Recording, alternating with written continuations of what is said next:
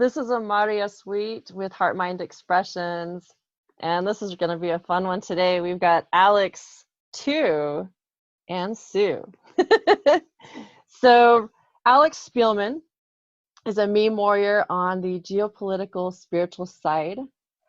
And then we've got Dr. Alex Bloom, a PsyD, clinical psychology, and then working towards blending spirituality and psychology in a new way. And Soo McClure, the meme goddess and digital warrior. So we've been discussing some really heated topics in our government lately. Let's start maybe by explaining a little bit, talking about CISA and making connections in real time. Yeah, sure. For people who are not familiar with what CISA is, CISA is spelled C-I-S-A. It stands for the Cybersecurity and Infrastructure Security Agency. It was developed in November of 2018 after the elections of that year. And what CISA does is it monitors critical infrastructure within the United States. So that would be anywhere from like bridges, roads, tunnels, airports, or cybersecurity, which would include metadata or elections. And so CISA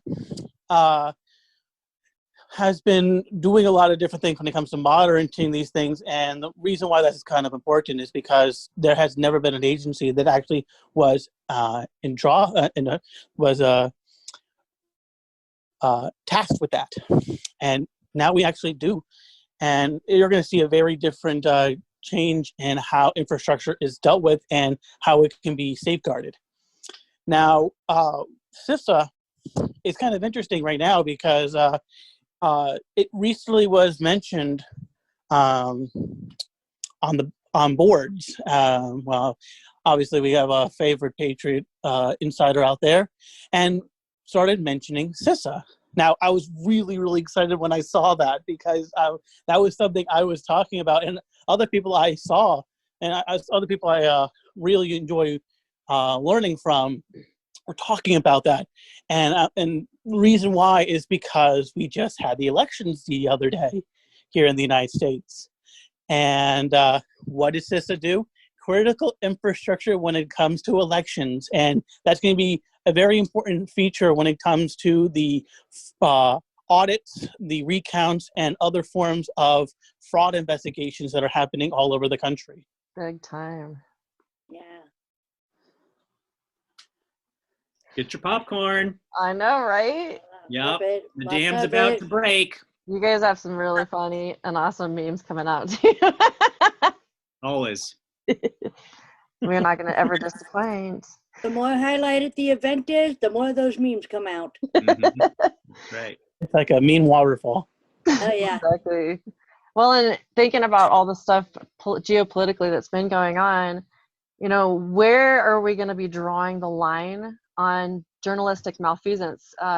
Both Alexes, you guys were discussing it. It was pretty amazing. Why don't you go ahead and discuss that again for the audience? Fascinating topics, and I think that. So, Alex, do you want to start with talking about what Obama did?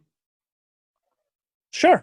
Okay, so Obama signed a bill called the NDAA 2012, which stands for the National Defense Security Authorization Act.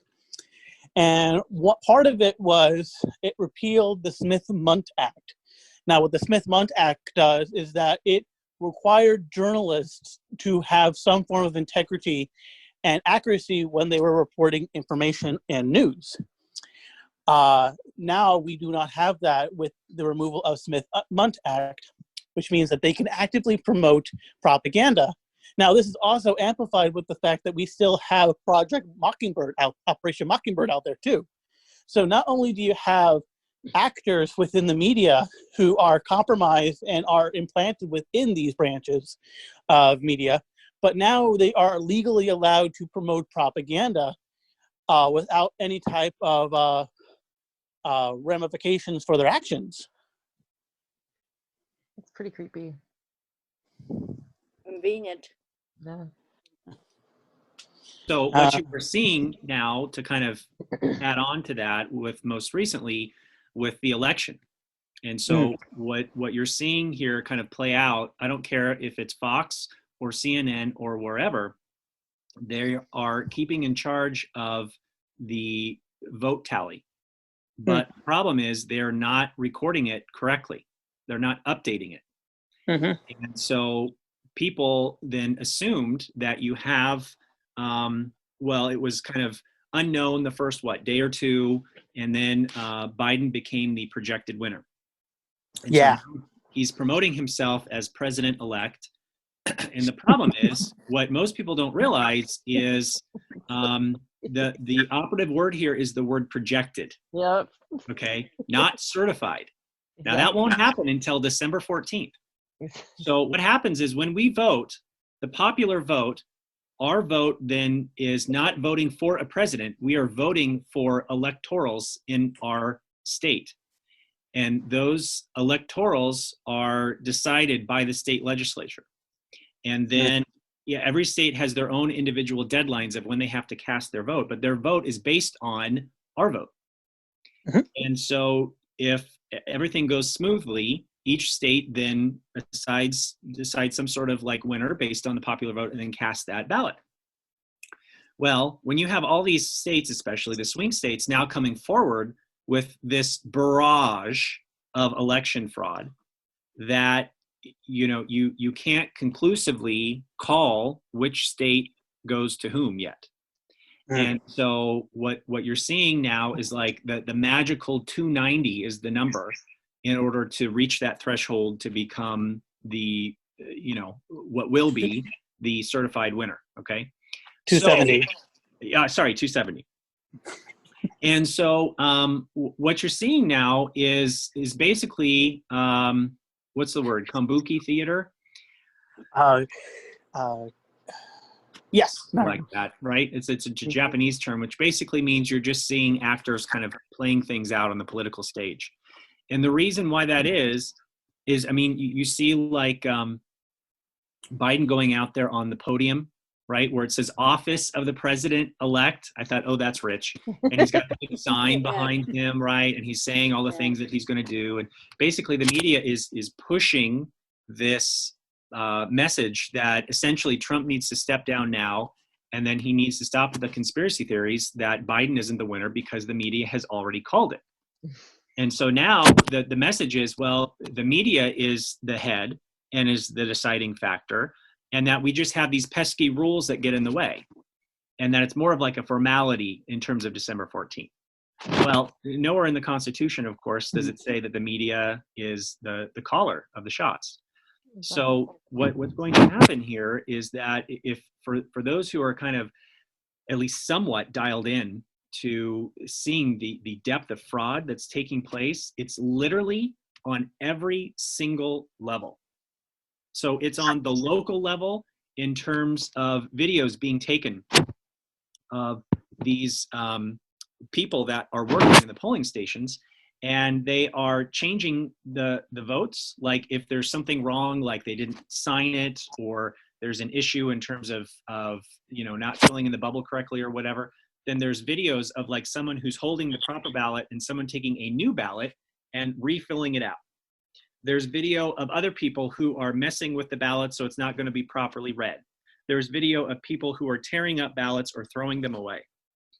And what these people are going to have a rude awakening here in the next few weeks is that every single time you tamper with a ballot, that's 5 years in prison.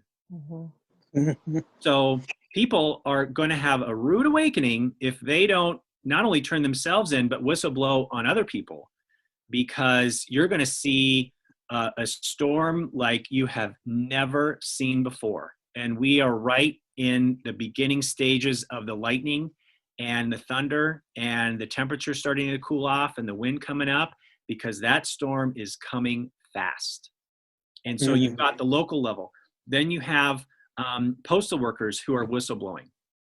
And you can watch Project Veritas to see some of those. So I was watching one today, and the original whistleblower, he came forward then he was interviewed by, postal workers have like, they're not a branch of the military, but they do have like federal officers who like carry guns and whatnot. And so he was interviewed by someone higher up, and this worker recorded the interview, and basically he was threatening him to change his statement. And then the U.S. Senate, the Intelligence Committee, that they came forward and they changed his message, and they changed what he said, and then that got sent to the Washington Times.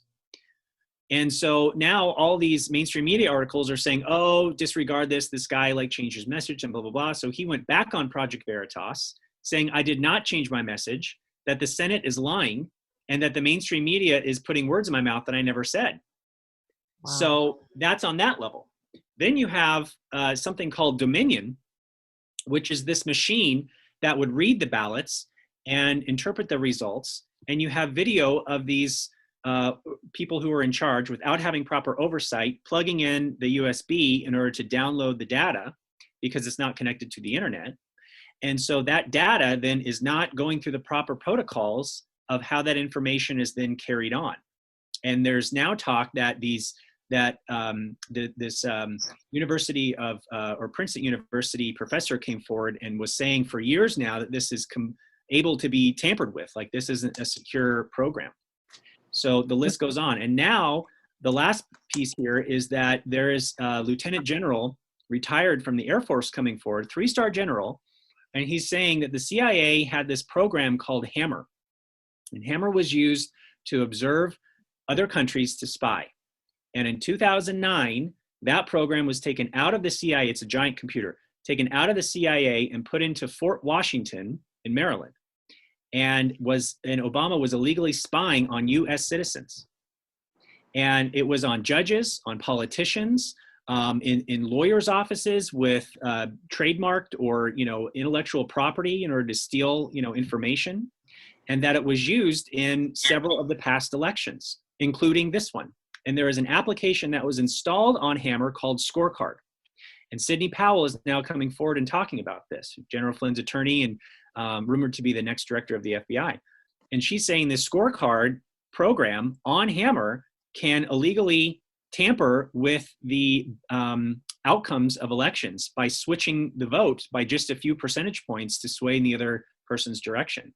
So this is literally a coming to a head moment, because if we don't capture this now, for here on out, the idea of having an actual free electoral process goes bye-bye.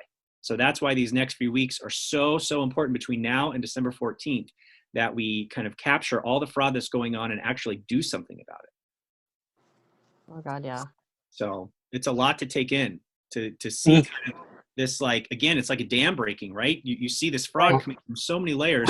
Then on top of that, you have China supposedly being involved and making illegal ballots, and that's being sent out. And there's talk that the proper ballots had a secret watermark on them. Right, I've heard about that. Mm-hmm. Yeah. And so this watermark can only be read if you have special infrared, technology, goggles, whatever. And that there's also, this is where like the QFS, the quantum financial system, supposedly comes in, that there was also like a GPS chip that was inserted onto these ballots. And so we can track now where the ballots went to. So all the ones that weren't counted, that were thrown away, that were, whether in the trash or in the rivers, we hear all these different stories about where ballots got sent to, or just weren't counted, left in drawers, whatever, that they're all now trackable. And so you have kind of this whole, again, like pancake layer. And it was either yesterday or today that one of Trump's lawyers, Lynn Wood, came forward and said that there are going to be arrests like you've never seen, that all these people that are documented to have fraud from the lowest level upward are going to be basically captured and trialed. And, and that includes Biden, is what he was saying. Awesome. Absolute busted. Yeah, busted big time. Busted like we have never seen. Like Save people, the children, baby. And We One can thing I talk wanted to- about the fallout of that later, but we've got to Right. set some precedents of what's going on first. You know? Well, and you think about the news that's been going on. I mean, we know it's the crap, the fake news, the View, CNN, the media, what they're doing. So what is it that do you think, how is it going to be broken into the sleepers, to the mainstream media, you know, besides the kids in the cages, you know, the voter fraud, everything else? How do you think that that's going to be broken to everybody that's been so engulfed in the lies? Because Well, they really believe it. I'd like to hear from others too, but my thoughts are right now, I don't know. I feel very strongly like there is a plan. And I think part of it is that the good guys will kind of introduce declassification to some degree to try to soften the blow.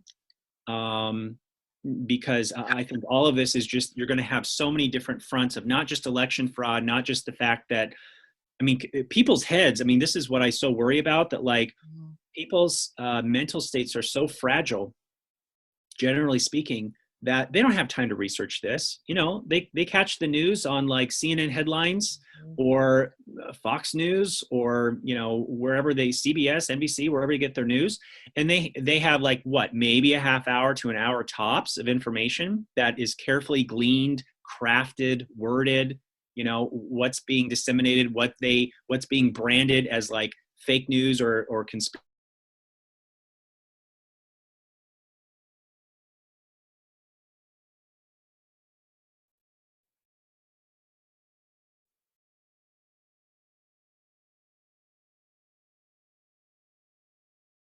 That it really is a black and white decision of good versus evil. Hey, Alex, Yeah. my internet skipped out about. Oh no. Yeah, I know. Oh dear. We're talking about things that you know, they don't want to Yeah. say. But you know what? We have a right to talk. This is our free speech. So it was about oh shoot. I was trying to think if it was around the ballot time. I wish I could rewind. Shoot. But basically breaking the news to people that only have that little half-hour time frame. Yeah, exactly. And so, you know, the information that then they get becomes this repeatable information. And so that's how beliefs are formed, through repetition. And then they infuse emotion with it. And so they're not being given, this is where the real crime comes in, they're not being given accurate information. So you take like the electoral votes right now, the projected votes, right? That there's no certainty about who has what yet. And, you know, my fear is that when it becomes well known that it's not a done deal for Biden. I mean, Al Gore was president-elect in 2000 for 37 days, and he didn't make it in, right? Mm-hmm. So with this information, it's like, it's going to be like the rug being pulled out from underneath them. And you're going to see people, number one, go into shock. And then number two, they're going to get really angry. And so that's then the time that all of us need to be on the most red alert, I suppose you could say, because it's a very fragile time. I would argue this is one of the most fragile times for our country since the Civil War. I noticed that an article about a couple of years ago that I think Trump has done something because one of the things is, spiritually speaking, that our pineal gland, you know, when it's all calcified, it's hard for us to see things in more than one perspective and things like that. Mm-hmm. So I know that the Trump administration did something to lower like the fluoride in our water. If you've seen an article about lowering the fluoride in our water a couple of years ago. So I think that may have been some of the responsibilities of why a bunch of people started waking up. It helped, as far as I know. So now we just got to go a little bit further. And I can't help but wondering if there's some things in the current vaccines that are coming out that are kind of supposed to help people, you know, free their cognitive prison, if you will. I've heard that too.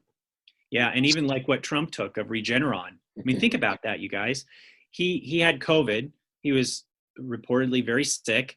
And then within 3 days, he had no symptoms and he felt better. And he looked, mind you, 10 years younger as well. And that, I feel, was a giant middle finger to Big Pharma. Right. And, I'd like to get a shot of that. and the 3 days, he said that he felt better the next day, but they observed him for 2 more days. So really within a day, it was all gone. And it's his wording, but he says that this is a cure for COVID. As well as all kinds of other diseases as well. It's the same thing. It's no matter what you get, even from what I understand, almost every type of illness that we have experienced in our lifetime, including the flu, the common cold, all of that was engineered in some sort of lab and released to the people, including the viruses, that we're familiar with. So, they're coming up with a cure for these things, but there's also other therapeutics and stuff that even a lot of us, I have, gotten all kinds of different viruses in my lifetime. And I found that, for example, like there's different therapeutics that you can take that actually fixes it up within 2 or 3 days, just as fast, and they're cheap. And Big Pharma doesn't like any of us doing cheap options that require us not even to walk into the emergency room.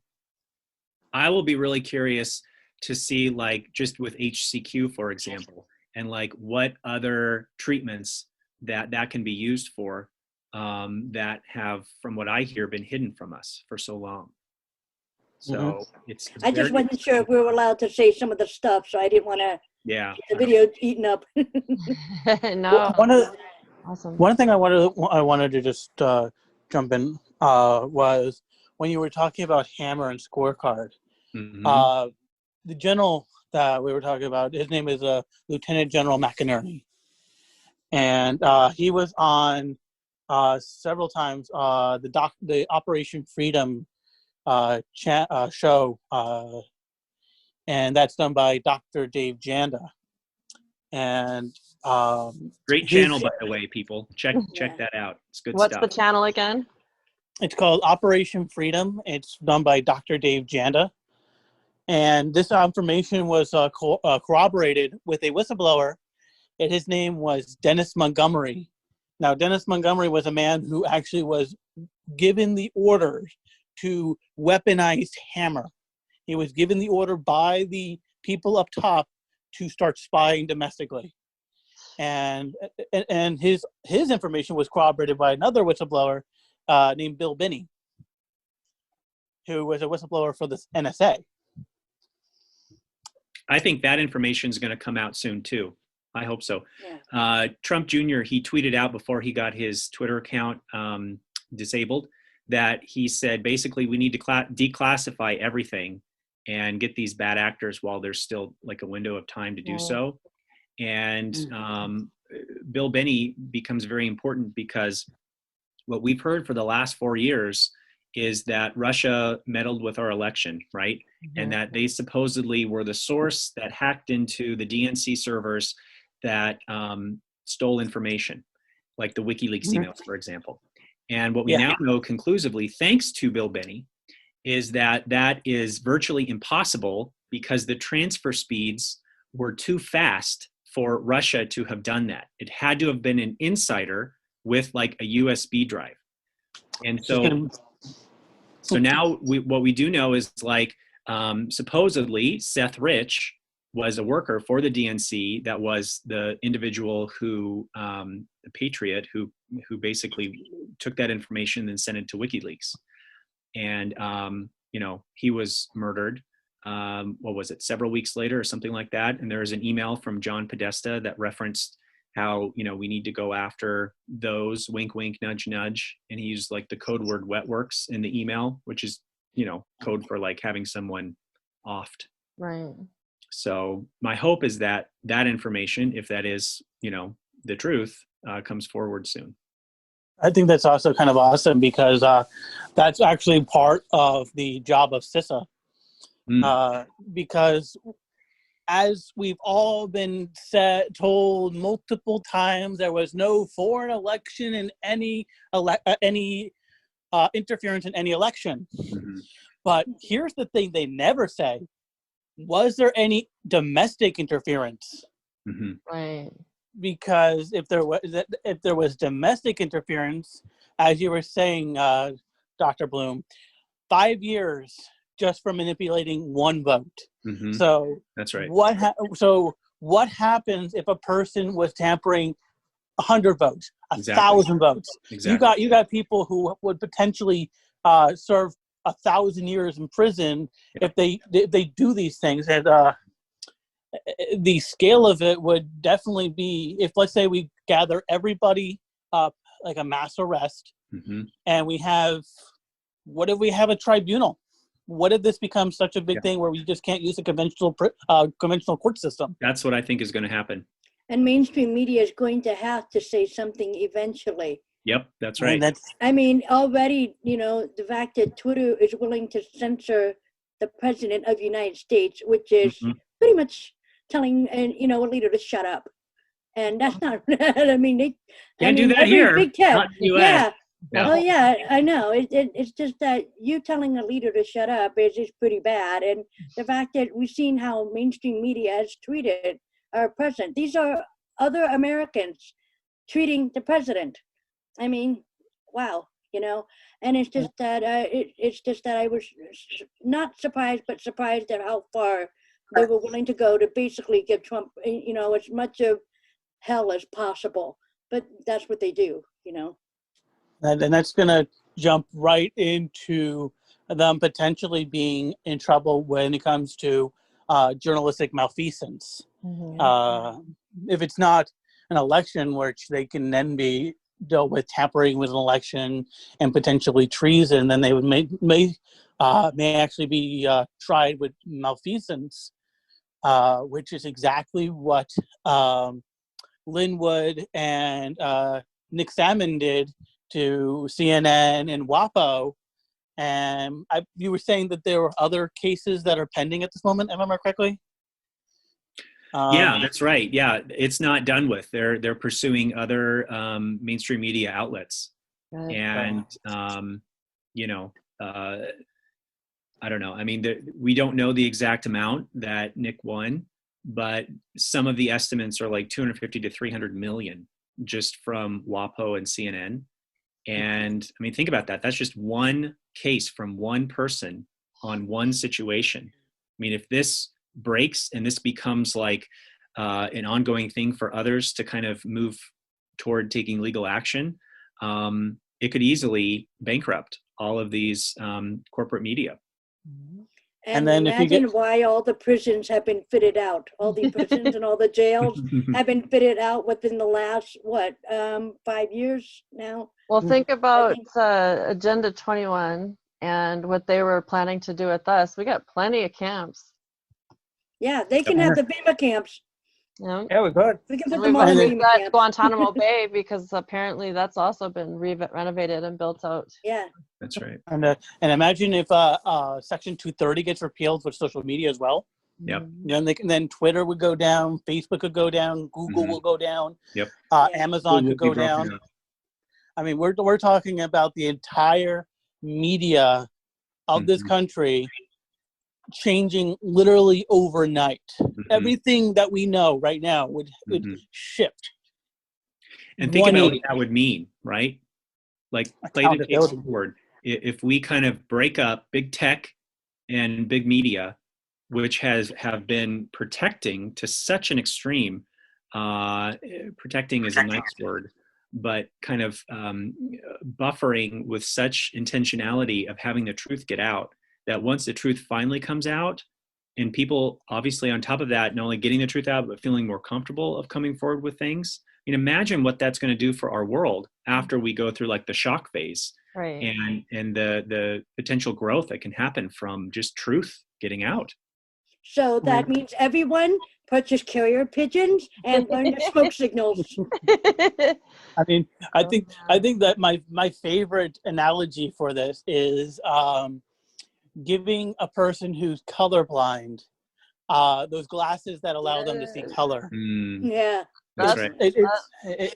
The look of shock and awe, and right. they get overly emotional because all of a sudden now they have a world that's colored. Yeah, that's right. Yeah. Think about all of our journeys, right?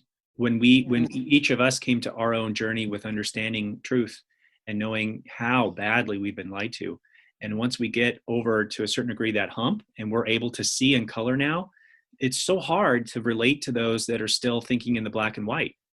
And to know that, like, I heard this on a podcast a few months ago, and it really stuck with me, that we are being groomed, us on this kind of leading edge of understanding things. We are being groomed to be grievance counselors, because as the people awaken, they're going to go through a very heavy shock very soon to realize just with Biden alone, and to understand, wait a minute, but I thought he was the next president. Wait a minute, now it's in question. I don't understand what's going on. And then when it will go to the Supreme Court, is my assumption. That's my strong guess. And then after the Supreme Court, then each state will have to give a special ruling where every state legislature can cast one vote, and that will be based on whether the House is red or blue.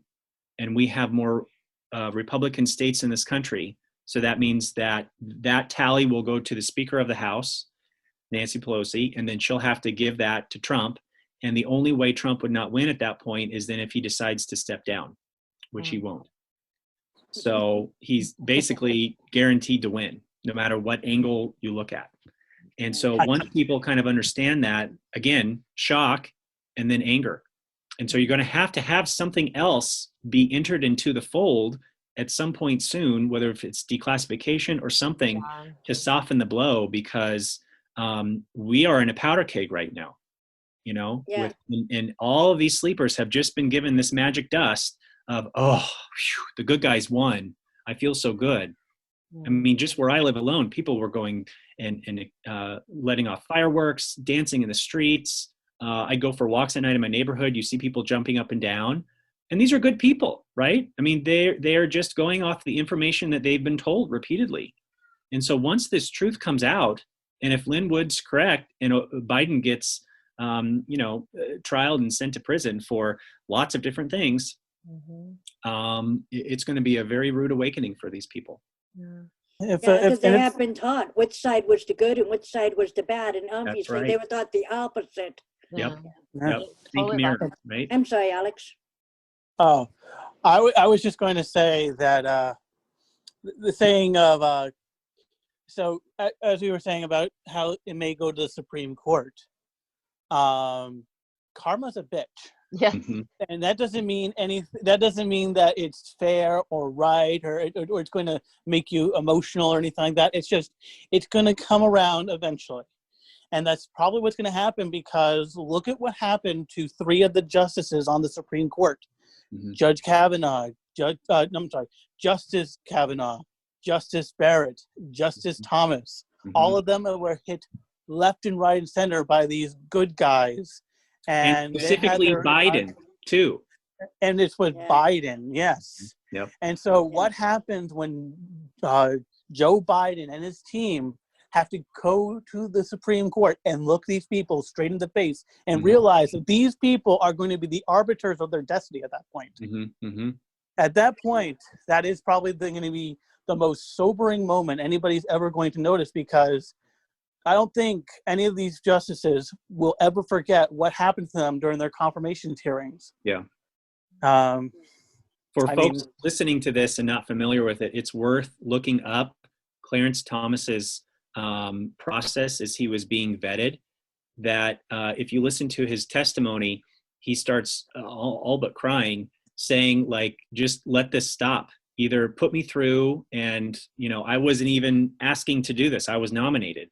And if this is going to be the case, then fine. But if not, leave me alone, because he was drugged through the dirt so badly. And guess who the main person that was in charge of drugging him through all the dirt? Joseph Biden. Back in 1991. Karma. So you've got that. Then you've got, here's 2 other little wrinkles that are worth adding on to this. Kavanaugh and ACB, do you know what they did in 2000? They worked with what do you mean? Didn't they work with Ken Starr? On what? The impeachment of Bill Clinton, if I remember correctly. That was part of it. And the other thing is that they were both a part of the Hanging Chad situation in Florida. That's right. So they have experience with this specific process that we're going through right now in terms of the electoral votes and this ambiguity. I think, and if I remember correctly, they both also had some type of connection with the late Justice Scalia. Yeah, I think ACB worked under him, if I remember correctly. I think she clerked for him, if I remember correctly. And then I think Justice Kavanaugh was a assistant to him at one point or another. So it's almost as if it was Scalia's revenge for the quote-unquote wet work from what we learned from WikiLeaks all those years ago as well. Yep, I was just thinking that. So I wonder about what's his name? It's just like all of a sudden escaping me. The one that did the WikiLeaks. God, what's his name? Podesta? What's that? John Podesta? No, not Podesta. Assange? Assange. Yeah. I don't know why I was Julian Assange. making his name go away, but what about Julian Assange? Wait till he testifies. Yeah. That poor guy has been put through the ringer. He's been tortured, and that is actually their MO. Good They point. love dragging people through the mud. They drag the entire United States through the mud with the Russian, Ukraine. Yep. And all the while, it's been China. So for all you listeners out there, it's China. You know. Personally, Yeah. I think Assange needs a Medal of Honor Absolutely. and a Purple Heart, because you know what? He got injured, and that's basically battle, and he's a warrior. He's a warrior. Can you imagine if he has to testify in a few weeks and that comes out in addition to everything else? I think you're going to see so many things accumulate all at once because then the media will be forced to to comment on all this. Remember how Q says D5, right? Like that's the highest level, like an avalanche explosion. I was just about to say that. Yeah, I was just looking at the posts that over the course of the years, and I can't believe it. I can actually say that years. We've been at this for about 3.5 years at this point. Yep. Actually, I think we just had the 3rd year anniversary. October 28th, I think. Of it's been a little over a year and a month. But notice that a lot of these things come to fruition within 2 to 3 years. They don't happen at that moment. They happen within 2 to 3 years. Yeah. And Julian Assange was mentioned by Q about 2 to 3 years ago, and that was around June. Now, imagine what happens during the summer, in the spring and the summer, of what, because it's going to be, we're going to have to deal with the election stuff before Safe Harbor Day, which is December 13th. And then we're going to deal with all the prosecutions and all that stuff, probably for the next few years. And if Julian Assange comes out and says, that person, I have my sources, and then introduce the DNC server information that sets Rich, oh my gosh, you have such a concrete case there. I mean, we're talking about potentially changing how elections work at its core. And that would be perfect rationale for introducing to the public QFS, and that would be a form of like voter ID. So my understanding from how this works is that this QFS is quantum financial system is like a railroad. And so you've got like tracks that are being laid down at a foundation. And then you can build upon that by adding different iterations of how, or extensions of how this QFS operation works. But from my understanding, it's virtually unhackable. They've been trying for several years and not being able to hack into it, because when you want to make a request, like the old way of transferring funds from, let's say, bank to bank is on what's called the SWIFT program. And so this SWIFT protocol is very slow. It takes 3 days-ish to transfer money. There's loopholes and backends and abilities for it to be hacked, etc. And so what this new program does, and my understanding is that it's already in fruition as of like the beginning of September, is that when you want to, let's say, transfer money, or we could use an extension of that like to vote, or there's lots of other ways in which we could potentially use this program, is that you will it's all zeros and ones, right, in the quantum field. And so you put out this intention, and then that creates like a master key. and then data is stored all over the world in different servers. And so then in an instant, like the master key kind of opens up these different servers and allows the proper information to congeal and form into like a quantum wave. And then that leads into information that's being sent off to its destination. And then all the information retreats back to its collective server. And then the master key closes every door. And all of this information, as each server is opened, is the information with the zeros and ones are changing so rapidly that there's no way a hacker could go into all of these different locales. So how do we use the system is what I'm wondering. Because I know with the NWO, they wanted us to be microchipped, or they're trying to do it through the VAX system. So my understanding is that you would be able to use it either through social media or through your phone or some sort of way that it relates to you, because there's like a fingerprint that is attached to you. And so like when you vote, that quantum wave that's sent out is unique. It will never be reproducible ever again. And so that's what makes this so unhackable. So they can't inject it into us or force us to be chipped or anything, but it's something we'll be able to. Anything interior. Okay, good. Yeah, that's the other timeline. And then there's also the patent that was done by the post office when it came to the blockchain as well. And I would assume that that's probably going to be the first version that is introduced to the public before the QFS is actually publicly disclosed. There's like, this is the blockchain, this is how this works. Right. And then we're going to gradually introduce the QFS and how, in order to show you how the working materials work. I mean, how these blocks work, and then gradually bring up the how it can be used for other things besides elections. Or as I understand it, the QFS will be kind of the hidden structural background, and then blockchain will be built on top of it, like a train on the railroad tracks. Okay, so you would have the QFS be the rails, and then the blockchain would be the wooden grounding on it. That's my understanding. Or vice versa. They're hoping to find a way to make it easier for us to get into any type of account, even if it's social media, whether it's our bank account and everything, because the amount of hardships that we're put through to even just get into like Facebook, if you don't type the password in correctly, if you don't do this correctly, now you have a set of questions you have to answer, and all these crazy securities, and if you don't even answer the questions right, oh well, your account's a dud now.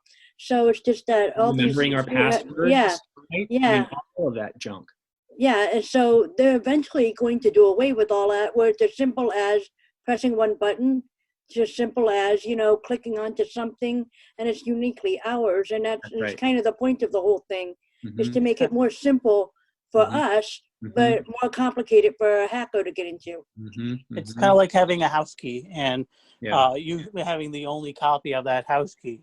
Right. And that key is, that lock on that door is a bolt lock. Unless someone, and I'm assuming, because I only really kind of hit the top layer of this, but if you say, like, for instance, with a bolt lock, if you start bludgeoning the lock, you're going to actually see noticeable cracks and everything, and that's just going to alert the system, if I remember correctly, that something's happening. So, well, and then following with that metaphor, then the police would come in as soon as the potential intruder has like the intention or makes like the first crack, that the police would be on their lickety split to stop anything. That would be awesome. There'd be no way for it to time-wise for the hacker to get in. So newsflash, we're not really defunding the police, guys. So here's what I love, right? You have this movement about defunding or completely disbanding the police, okay, on one level. And then on the other layer that's happening now are all these governors and mayors kind of enforcing to a greater degree the mask rules. And like Governor Newsom in California, and how many families can go into a home, or his latest recommendations that in your own private residence, that you are not allowed to sing below a very low level. Fuck that shit. Oh, careful, Amária, you laughed a little too loud. Oh, Oh, I'm not singing. I just find it very frustrating how these governors and one of my beloved governor, Phil Murphy, has been doing this as well, and they're ruling by fiat, which means they're ruling through just doing it. There is no this is a branch. This is a breach of the Constitution. Article 1 deals with the executive branch, and the executive branch doesn't make the laws; it only executes them and enforces them. Meanwhile, that's why they're having to use the word mandate. Exactly, and the funny thing is that the word mandate, technically speaking, means recommendation. Right. That's right. It doesn't. You don't have to do that. So, say you have a store that is saying we have been mandated to do this. Well, I know a lot. This is where the fear tactic comes in. They're like, "Oh no, I'm going to get in trouble." Technically speaking, you're well within your constitutional rights to say, I see that recommendation, but I'd rather not."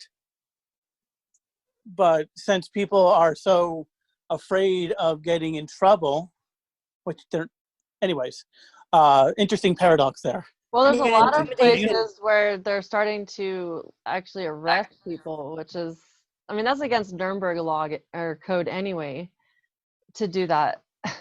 And my understanding is, I haven't had time to look this up because it's so new, but in Multnomah County in Portland, which is like the main big county where Portland exists in, that starting soon, if not starting already, if you're not wearing a mask in public, even if you're not in a private store, that police are to fine you. Jeez.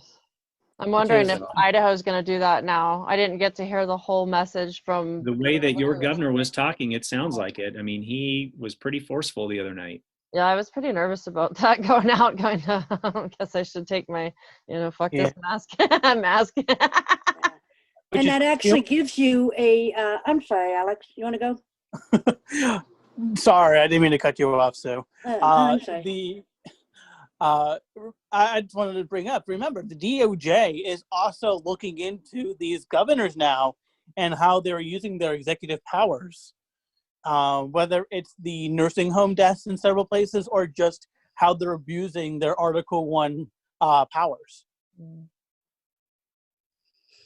Yeah. See how there's like so many different angles with all of this, and it's like all coming to a head. And it's like that knot, and then all of a sudden you just pull one end of it and everything like ties together. That's how it's all seeming to show up for me with it all. So. And if you see how the governors act and behave, especially the ones on the, that support the Democrat side of the line, and you see how, for example, Antifa and people that support the Democratic side behaves, and you notice that even with the, the people that are on Trump, the Republican side got very upset when he heard that Biden concluded winning, that no houses, stores, shops, looted, burned, whatever. We're all pissed off, but we handle it peacefully. But anytime that anybody from the left gets upset in any way, shape, or form, all hell breaks loose. So that should tell you right there by behavior of who the good guys and the bad guys are, if you guys haven't noticed, by watching the news of what is going on. And let's take how the governors act, how the governors act. When the governors say, we will recite you, we will, we'll fine you, we'll put you in jail. The way they talk should even be an indication of what kind of person they are, and then who supports that. I'm sorry, Alex. Sorry, Doctor. Well, and let's take that one step further, which is like, for me, what I found confusing is like on election night, you have Antifa and BLM in Portland still rioting, even though Biden supposedly won, or maybe it was the day after. But the point is, like, when the news came out that Biden was the projected winner, they still rioted and there was still violence. And so, and now today in Washington, D.C., I just saw before we came on here that now they're agitating people all over the city. So that's the part that I worry about, is those folks from both of those camps are going to be the ones that kick off or kind of create the spark in the powder keg once this news comes forward. They'll use Right. this as the excuse to start their version of like a civil war. That's So why for it's those who so- want to look this up, you can look up Transitional Integrity Project. That's something Oh, you guys yeah. can look up, and that'll tell you what some of their plan is. You know, I don't know how much of it they're going to play out, but that is their little playbook that they're going to do. I'm gonna push this even further that we were just talking about with the governors is, at least on the political science side of it, is that the Secretary Pompeo met with all the governors in the country, every single one of them, and he provided a list of all the governors and how they are viewed by the Chinese Communist Party. Mm-hmm. Who were considered hardline, who were considered possible. I can tell you right now, I know that people like Phil Murphy, Andrew Cuomo, and I think Galvin Newsom were considered possible people to, I forgot exactly what the term, the actual phraseology of it was, but kind of like collude with them. And I wouldn't be surprised if other people, other mayors possibly, Well, and you so have you may- politicians too on top of it. At like And add the professional- famous TV stars Yeah. and people of Hollywood added to all of that. I'm sorry, Mhm, but they're all behind it as well. They're involved. mhm. So it just becomes Well, and then a- everybody waking up in the military abduction scenarios, the SSP. I mean, I We're heard the looking- other night it's going to come out in phases, which makes more sense to me. yeah. That Mhm. a lot of this will happen behind the scenes, but in terms of it rolling out, there's going to be 5 phases. And that right now we are in phase 2 of getting close to like these arrests that are taking place and having all of this start to come forward.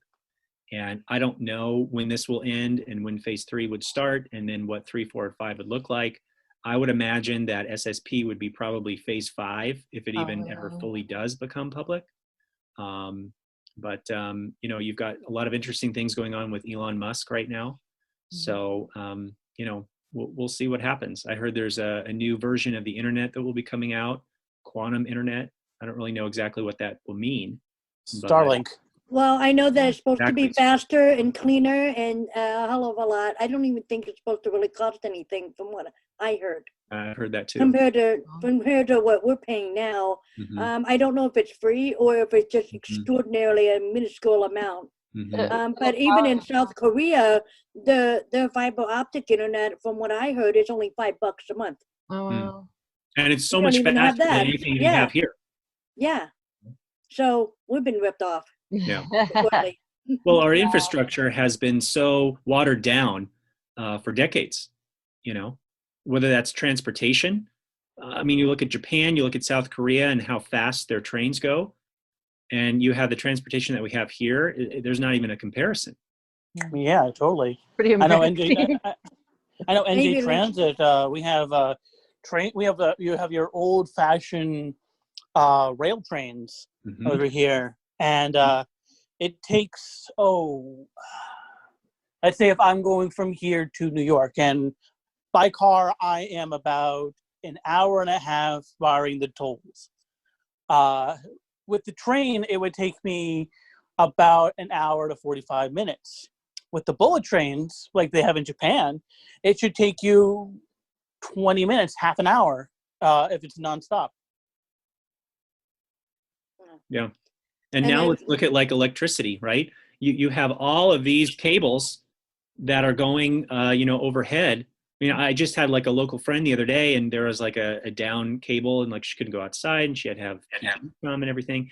And I'm just thinking, my God, this is the same technology, you guys, that we had literally 100 years ago, Mhm. over Mhm. 100 years.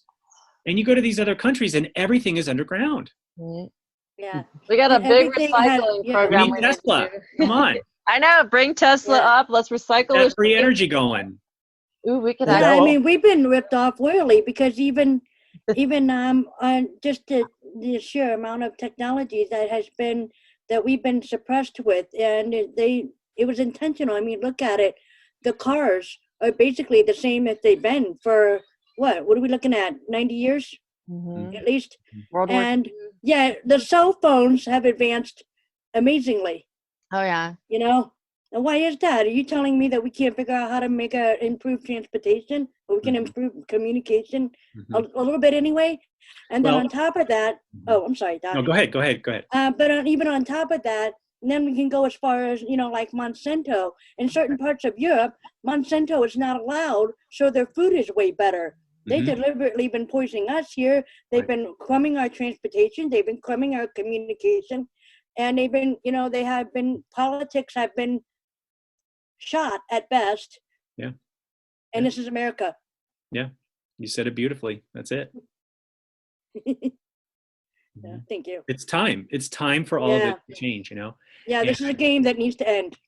And this is where, we're coming to the end game, and we're so fortunate to have had this intervention by God, really, but by the patriots, by Trump, by all of us, because the timeline was coming to the end. And as we know, like the 16-year plan, which is going to be a war, and then after the war would have been this COVID, and then it would have been like the 1-2 punch. And so that's where we start getting into like the economy. And right now, what Trump is doing is he's forcing the deep state to show all of their cards, which is what's so beautiful. It's scary. And it's like we're on a roller coaster, and like the roller coaster goes up and like your stomach goes up and you're like, whoa. But at the same Yeah. time, you're still safe because you're inside the roller coaster. Yeah. So this global currency reset, this GCR, okay, that this is their version of Nasara. But so remember how Q says think mirror, right? So everything that they are doing with their trajectory and their timeline is rolling out. But what the Patriots are doing is they're allowing that to happen, to allow them to have the appearance that they're one step ahead. But then what the good guys are doing is behind the scenes, they're cleaning everything up and like sweeping the floor behind them and allowing them to feel like they're still in charge, but they're like tying their shoes laces together, while they don't see it. And so with every step, they're getting more and more frustrated because they're expending their ammunition and they're not getting any benefit that they're wanting to get out of it. And so it's forcing them out of fear to be backing into a corner and use all of their ammo. And that's by design. So even like with COVID, what happened with like the Federal Reserve and allowing Mnuchin now to be in charge of the Federal Reserve and have that now be espoused within the Treasury. And then Trump is in charge of Mnuchin. And so all that, then what it does is this now disallows back doors to come in within the Federal Reserve to have money being printed by the push of a button and be kind of sent out in backdoor means. And so what you're seeing now with this global currency reset is their ultimate plan, because they want to create what's called the digital wallet. And it's supposedly going to roll out next January. And so what this will be is that they will say, we will give you a universal basic income of probably around $2,000 a month, but there's just one little catch. But don't worry about it. It's not that big a deal. All that we ask you to do is just to sign up online and basically give away all of your rights so that we can give you your money. And so on the surface, it sounds good, right? I mean, that's how they operate with everything. Everything sounds good on the surface.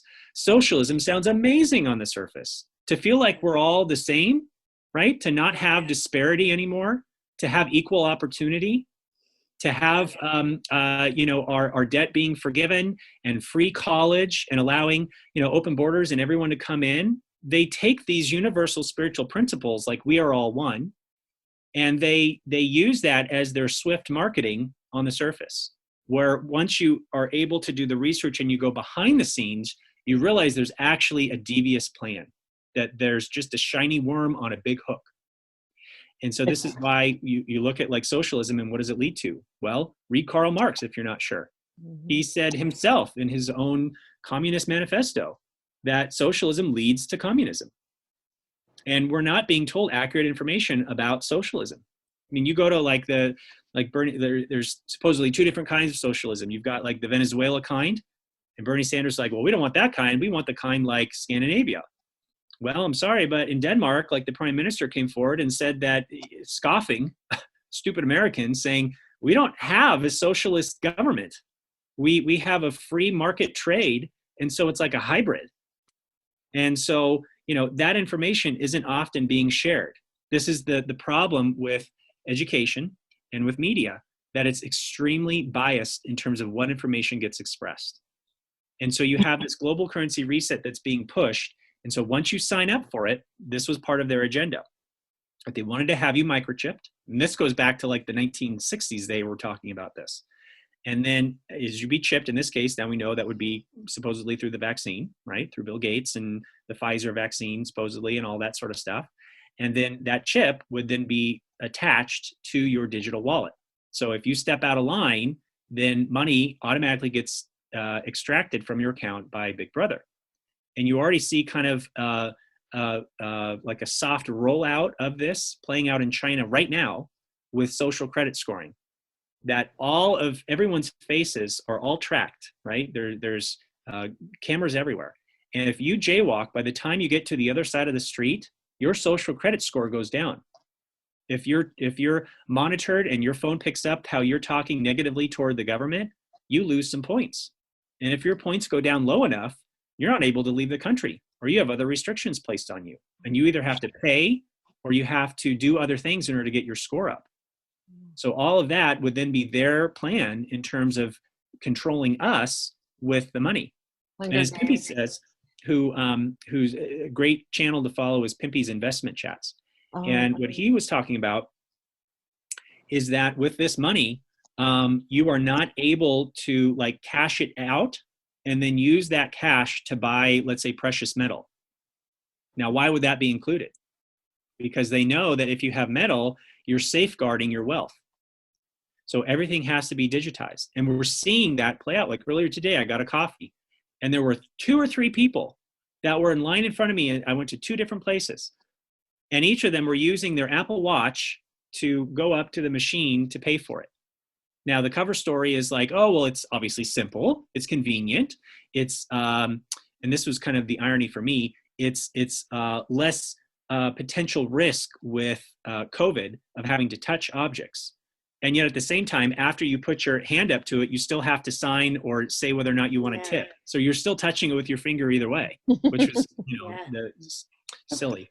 But the point is you're getting people warmed up and more familiar with things. And now Ticketmaster came forward and they said, you won't be allowed to go into a movie theater until you have proof that you've taken the vaccine. Wow. You see? Wow, oh my God. So this is all part of their agenda. And they feel confident right now with Biden winning that they can move forward with their plan of everything.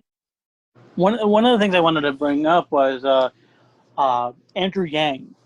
And the reason was when it came to, like you were saying about the social credit and the UBI in back when Andrew Yang was still running for president, he had that. He said, you're going to get $1,000 a month.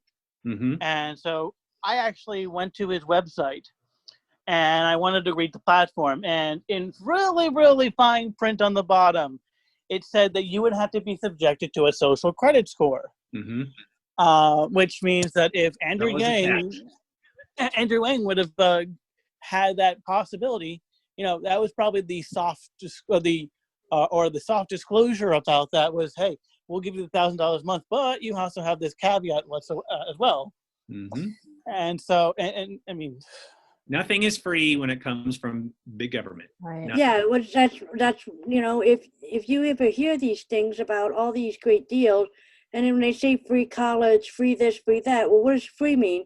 Free means that somebody else has to pay for it. That's right. And it's really basically it's us, really the middle class. right. And it's just that basically what you're walking into, if you showed that this is a really cool way to go, it's basically going to be a very large United States version of house arrest. Mm-hmm.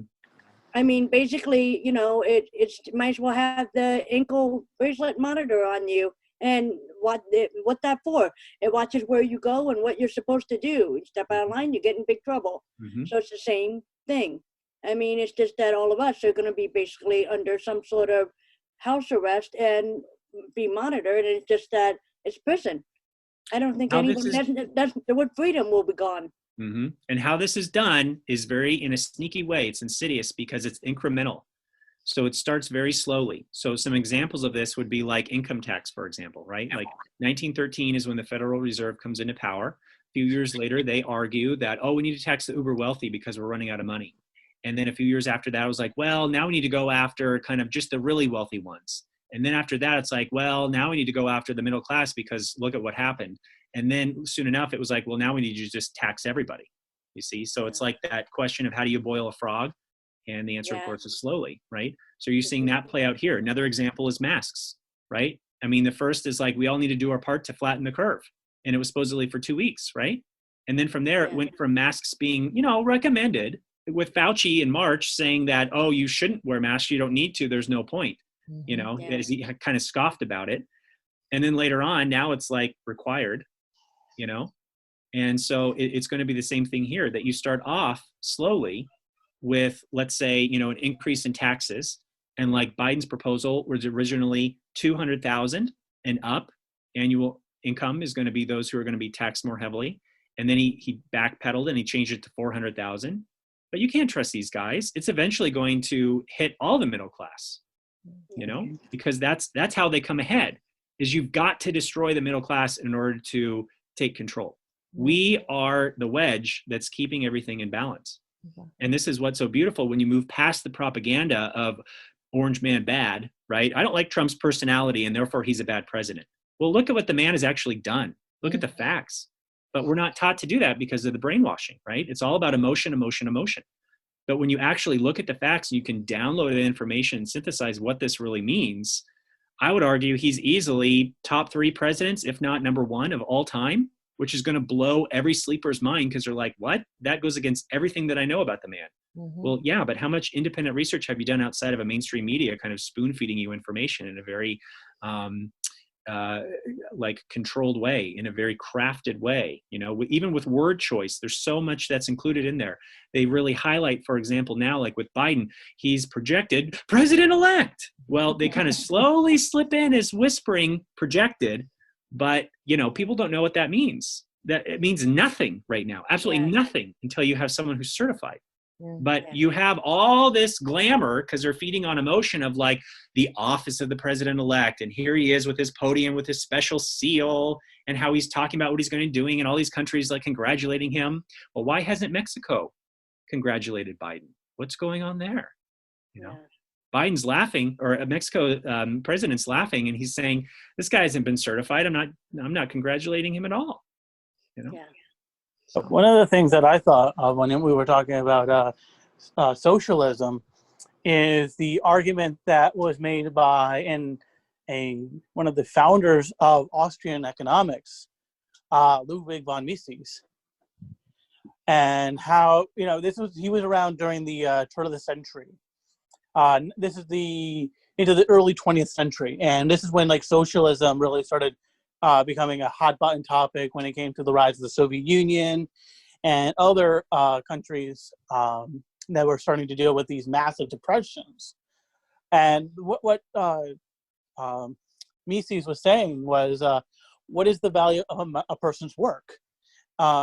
Is it true that if you have work, and I'm paraphrasing, this is not exactly what he says, but he was saying the value of a work is not equal, and some things will take more effort, and so they will be more valuable to other people.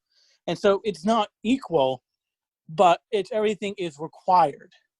So just because you give a dollar for someone's work doesn't mean it's only $1. It means that's what you personally believe that is worth. It's not what it actually is worth, because worth is subjective. That's the one thing that socialism does. Makes worth and value subjective.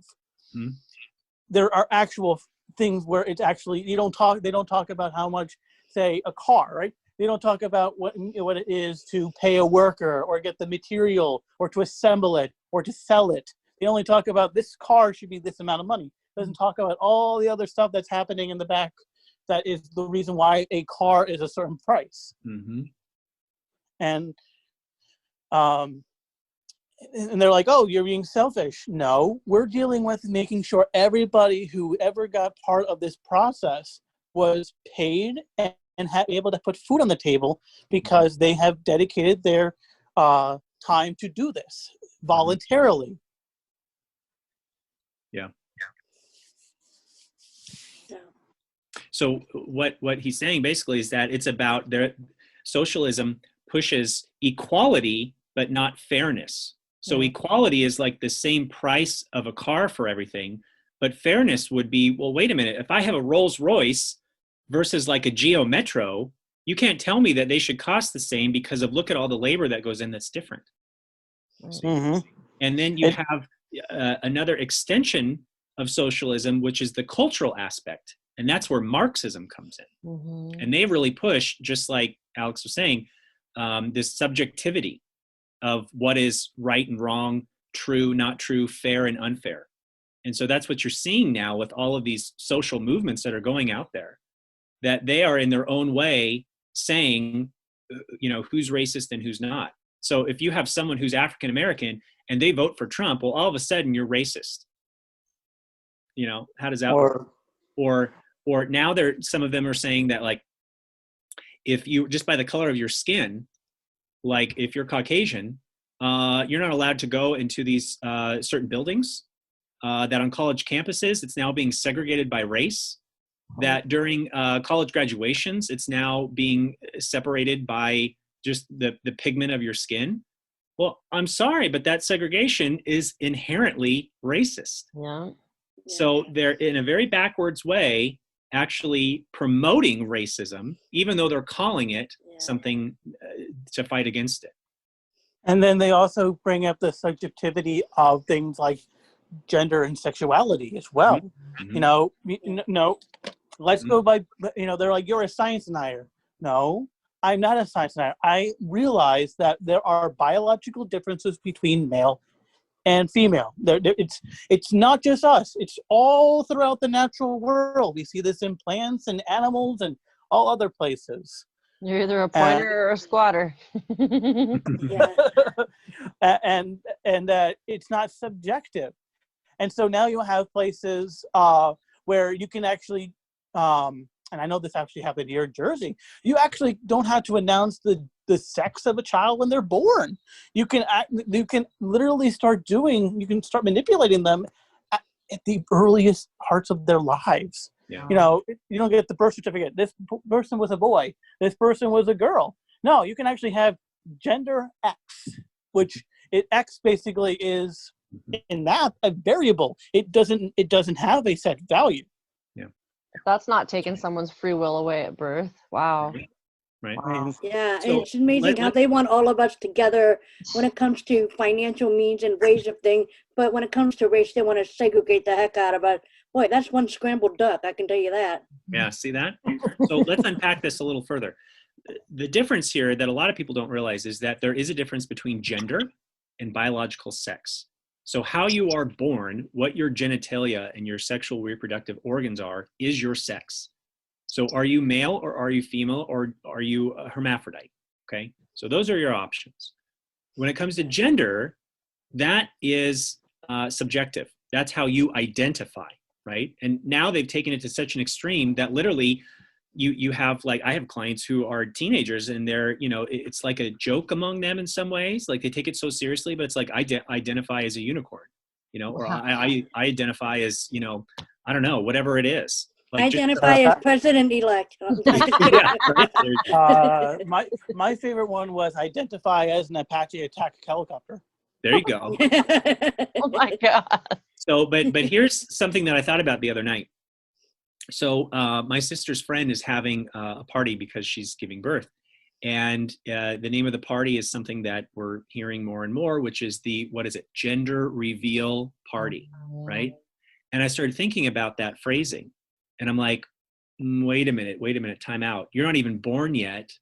How are you as a parent deciding what the gender, remember, gender being the subjective way of how you personally identify, how can you use that word as part of the naming of this, get together? And so this is what they do. It's a war on words.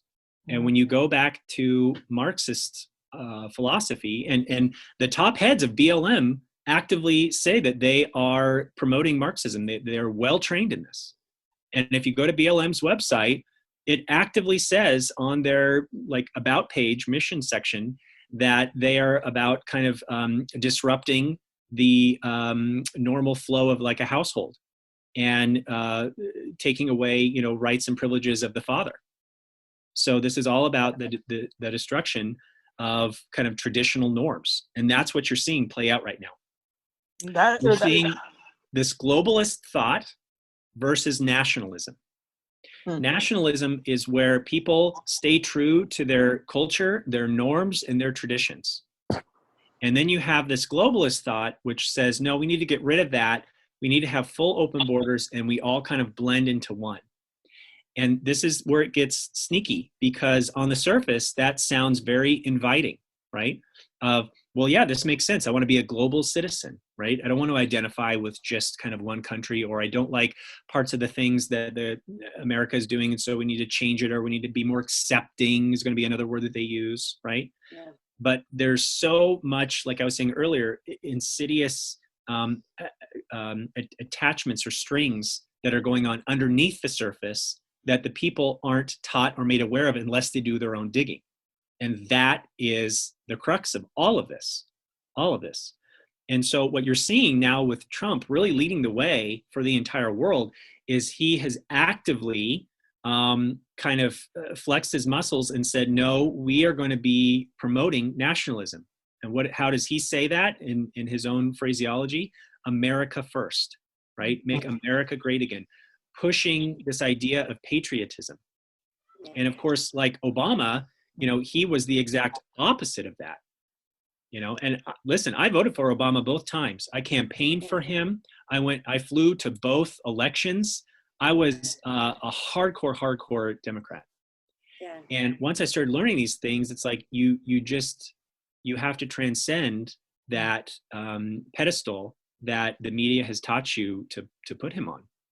And then you see some of the activities that he did of like, well, wait a minute, but he was so smooth, and I loved his talks, and it gets you really emotionally involved, and you become feeling very patriotic. But then at the same time, why isn't the media talking about how many countries he's bombing, or why they wanted to take away his Nobel Peace Prize that they gave him? And now let's flip flop that, right? Exact opposite. Again, another example of think mirror. How many Nobel Peace Prizes has Trump been nominated for? Just the past few months. Yeah. I think it was 4 or 5 at last count. Five. And how many wars has Trump started since he's come into office? None. Actually, right now he's in the process of ending wars. Yeah. Bingo. He's bringing the troops home. Yeah. He's followed through with his promises, right? Promises made, promises kept. And so, I mean, I could go on. He's signed, executive orders about cleaning the ocean. You know, he's, with COVID, if we didn't start fracking up more and work on oil production here in the country, Saudi Arabia really had us by the you-know-what. And if we didn't start cutting the cords and having the independence, what do you think would happen to our gas prices? Gas has actually gone down since COVID started. Another thing was the how he also got rid of critical race theory as well. Exactly. And Biden wants to promote that back again. And he got rid of all the crazy, pharmacy prices. He's bringing the medicines back into the United States because China basically was starting to try to hold us hostage politically. Yeah. And they really wanted, all they could say is, well, we don't have to give you the vaccine. We don't have to give you the cure for this. Oh, I'm sorry if you got heart problems. I don't have to cough up the medicine for that either. They actively said that. Yeah. And so, And so they, and so we said, we got to start making our own medicines. We got to start doing everything ourselves, from technology to medicine to everything. Because if we can take care of ourselves, then no one can hold us by anything anymore. This is why the absolute freedom. Yeah. This is why the USMCA deal is so big, right? That it breaks up China. Think of China as like Google, right? That everything is kind of being gobbled up. For the past 20 years, all of our businesses, thanks to Clinton's NAFTA, pushed blue collar work and all these companies and Obama was a real proponent of kind of adding greater, just fees, I guess I could say, to all these businesses. So they're as incentive to have them leave the country. And so where they all go to where it's going to be cheap. Well, where is that? Primarily China. So everything was being outsourced there. So China's really being propped up, and yet it's not really talked about that much. And so now Trump is kind of breaking it up and sending these jobs to not back here just to the States, but to, India and like other, Southeast Asian countries, to Mexico, all over. And so this USMCA deal, and he would have gotten it done a lot faster if it wasn't for the House that tied it up, that this is going to be such a revolution for us economically, because you're already seeing like steel production coming back. And remember what Obama said before Trump got elected? He said, well, where's your magic wand to make all these jobs come back? Well, apparently Trump found the magic wand. Yeah. Because before COVID, we had the lowest rate of unemployment for women, for Asian Americans, for Hispanics, and for Black Americans ever in recorded history. Yeah. Yeah, go ahead. Sorry, finish your thought. Yeah, no, go ahead. No, I was going to say, one of the few things that I know that China was very angry about, and I still can't find anything decent on any of the mainstream news or Google or YouTube or anything else, was when the State Department rolled out the Clean Network Initiative. And what that did was it made sure that any business or company, anything that works with China is now being heavily scrutinized. So like all those apps on the App Store that are done through China, like for instance, TikTok, they are now going to be heavily scrutinized. If you're working with a dictatorial country, you are now going to be dealing with heavy scrutiny when you're publishing it. That also deals with clean networks and clean wires and clean everything. The entire cybersecurity network infrastructure is now being cleansed of the Chinese, and they really didn't like it. In fact, one company that was really one of the big crux of this was a company called Tencent. Now, Tencent has ownership, or has partial ownership, in majority of media. This is video games, this is music, this is film, this is radio, this is print, this is TV. They have a stock in a lot of these things. Like one of the big ones was that they had a major stock in Blizzard games that deals with like World of Warcraft. And they also had a major stock in, I think they actually wholly own Epic Games, which does Fortnite. Yeah. Well, Trump is doing everything he can to divorce the United States, especially from whatever the Chinese had a hold on us with. That includes the World Health Organization. Trump divorced from them, because they were just causing more problems than good. We were giving them tons of money and not getting anything in return. And what did they say that was their symbol? Those three red lines, or the red, yeah. Wasn't it that one? Right, but the goddess or god symbol that they used, the World Health Organization. Oh, that was World Health. Yeah. Oh, it was Shiva, the destroyer. The picture was in the post? Yes. Yeah. And that's for destruction. Why if you're a company that's supposed to be help and health, be, destruction and death? And why is one of the top officials in the World Health Organization the wife of the president of China? Yeah. Well, and so what I was saying, once you start doing the research and you start connecting the dots with the different players, not just with the organizations or the companies or even the ideologies, right? Like, wasn't it Biden who said that socialism is just an ideology? It's an idea. Well, you tell that to the millions of people who have died over the past. They said Antifa was just an idea as well. It was Antifa, yeah. Yeah. So I lost my train of thought with that. Oh, I'm sorry. It's all right. We were using the rails analogy, so we got to get that back on the rails. Yeah. One thing I want people to actually really churn within their heads and think about is what happens to the United States and maybe even the rest of the world when they become completely independent and sovereign. What happens to like the United States when they're not dealing with all these fine deals that are in the back room, like what's happening with like the World Health Organization and maybe the World Bank and other things like that? What if the United States was just itself? It just dealt with its own matters, and then it worked with other countries. And even Britain's doing this with the Brexit as well. What happens is that they become the best form of them because they don't have to worry about all the other hoops they have to jump through. They can just deal with the problem at that point. So that means that they're going to have better production, better technology, better quality of life. It's just going to be just a better product altogether. Well, there's multiple fronts for that, right? So you go back to the traditions, the norms, the whole proponents behind the theory of nationalism. And of course, Obama made that a very dirty word, that nationalism was one of the key words that he would use to put people and flag into a system.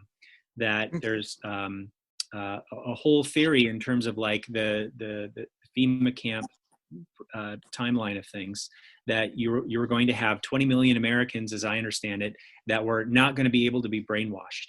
And so he was flagging all those. This is why he put in gun laws that you have to register if you own a gun. And if you're on social media and you're using words like patriot, nationalist, or other sorts of, key flagged words, then these are the people that are going to be scrutinized. And then he would have generals that he interviewed and said, would you be willing to kill American citizens? And that was his litmus test. And if they said no, then he wouldn't promote them. So, so with nationalism, this idea of then breaking up, just like we have big banks, just like we have big tech, just like we have, globalism just in general, that once you release those strongholds of being forced to come into the fold, that now, just like Alex was saying, that people are going to feel that sovereignty and freedom to be the best version of not just themselves, but of their country and what their strengths are and what they're able to promote. And that's the beauty of what's coming, is that all, like just as Trump says, like the best is yet to come. This is a big part of that. And we are going to be leading the way. We are going to be the leaders. It's us first. And then we are going to model for the rest of the world, just like we have been, about how the future should be. Why is it that you look at all these other countries, Hong Kong's a great example, Australia, France, Austria, of them holding huge rallies for Trump? Why is that? Why are they going out there and say, God bless America? There's a reason why that's happening, because they're seeing, especially since COVID, all their freedoms being stripped away. And the last bastion of freedom is this country. And so now that you're seeing kind of this light emerging from the darkness, that everywhere all over the world, people are scrambling and looking toward us as being the way showers of what's to come. And this once is people get a taste of all this, that's right. Once people get a taste of all of it, they're never going to want to go back. Yep. And that's what the globalists are most afraid of, is the people awakening, right? Yeah. And that's happening in spades. Right. So it's a beautiful thing. People need to move. People can be in fear. People can be in anger, but it's just energy. That emotion is something that you use to harness and channel in order to propel and motivate you to move forward. Whether that be learning, whether that be banding together, whether that be focusing on building new habits, or going out and protesting, whatever it is, don't have that energy hold you back, because that energy by itself is very strong and has a very potent message. And if you just stay stuck in the thoughts that are swimming around and you're marinating in that emotion and not using that as the intention behind it, which is a catalyst toward action, then that's where it overwhelms you. And we weren't taught how to do this. This is one of the main messages behind my online course that I'm finishing up, that you're using the principles of psychology, but in a new way. That it's not just about, bettering your mental health, let's say. It's that these principles are concepts that you use to better channel and harness your emotion, your thoughts, and your actions. And those are the same three principles that we use in terms of manifesting and co-creation. We are intentional beings. We have more magic inside of us than we have ever been taught. And that's the biggest sin, the biggest lie, that we are just little, what is it, worms of the earth, that we're just kind of slogging along and waiting till we die. And if we're good enough, maybe we'll get into this beautiful place called heaven. That's the biggest bunch of crock. That right here, heaven is right now. And that we have more ability to create the life that we want than we have ever been told. And so there's a what and a how to this. The what is what I'm talking about. The what is the ability and the fact that you can create a better life for yourself. But what I have seen and what kind of lit a fire underneath me is that there wasn't enough information being released on how do you do that? What does that really look like? So you read these spiritual books and it's beautiful prose. I don't care if it's Deepak Chopra or whomever, like it's the concepts are warm and tender and loving. And I love reading it just because it makes you feel good. But at the end of the book, I'd be so frustrated because I'm like, well, what do I do now? This is all theory. How do I make this practical in terms of leveling up my life? And how do I do that? And it really wasn't until I went to grad school and I was learning all these basics in terms of psychology. And I'm like, oh my God, this maps on perfectly, right? Because this is the hidden technology. I mean, just the information in our body. We're not taught how to use our body. I teach clients how to use their body. We're not taught how to breathe properly. We're not taught how to move our body, to use this meat suit that we have. This isn't who we are. This is just a vehicle that helps get us around. If I cut off my leg, am I no longer Alex Bloom? If I cut off my leg and my arm, am I no longer Alex Bloom? You'd be closer to my height. Yeah, that's true. Flesh wound. maybe you'd know who I am in person then, Sue. So, we've been taught a lie. We've been taught so many lies, and I can go on a soapbox bandwagon, but I'll try to keep it short. But the basic gist is like, our body is technology. And I talked about this in the last several lectures that I gave in different online courses that I was a part of, that like just our heart alone, right? Research Heart Math Institute recognize that we have an electromagnetic field that goes around us. And when we can get in touch with that heart energy and we breathe in and out of this heart region, that this electromagnetic field around us expands, it grows. This isn't bullshit woo-woo stuff. This is practical, hard science. My dissertation was looking at meditation and the fact that when we meditate, the cortical structures, our gray matter in our brain grows in size. So there's hard science behind some of these ancient practices, but we have to marry ancient, spiritual wisdom with modern science and the cutting edge technology. And when we do that, it creates this master key that then we can use to unlock in order to understand these really profound secrets and principles that we may have heard time and time again, but we have to make it come alive.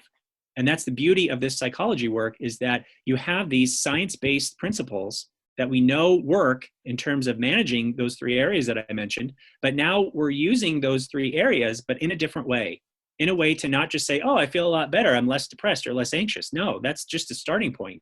We use this to understand that this is our magic fairy dust, that the thoughts that we put out, the intentions that we put out in the field, that the emotions that we feel is the rocket fuel that projects our thought into having the manifestation come more quickly. And then we have to take action, right? We can't just sit on our couch and expect things to come to fruition, but we have to take inspired action. So when we channel and we harness these three areas and we line them up, we are unstoppable. And that's what the next step is for us as humanity. And all of us here on the call, all of us here that have been guided to listen to this message right now, that you are hearing this for a reason. There are no coincidences. This is a synchronicity, which means a meaningful coincidence.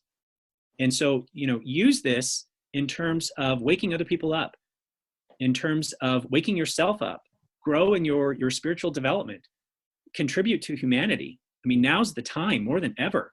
We are watching the greatest movie unfold in thousands of years. Yeah. People don't realize that what we're going through right now, literally right now, and I mean like in the past 2 weeks and in the 2 weeks to come and in the next 2 months to come, this is what's going to be recorded in history books for thousands of years from now. And we are living it. Every day we are living it. And the more that we wake up and we participate in this, then we are participating in history. And that is what is so inspiring for me, and why I can't sleep and I'm up all the time making memes or, doing whatever, because we have such an opportunity right now to contribute to this change. It's so inspiring. And that's what is meant by this concept of the Great Awakening, that it's not just us waking up to our own sovereignty, waking up to our own spirituality, but waking up to the fact that we are all one. All of us are individuals, but we're only seeing that through these eyes. From a spiritual perspective, we are all fingers on the hand of God. Yes. And all of us can work together collectively to co-create the life that we want as a planet. And we are being provided a gift right now, an opportunity for us to take the pen and to write the next chapter of what it means to be an earthling. And that's what, again, is so, it leaves me speechless to see all of the unfoldings in the speed that it is unfolding at.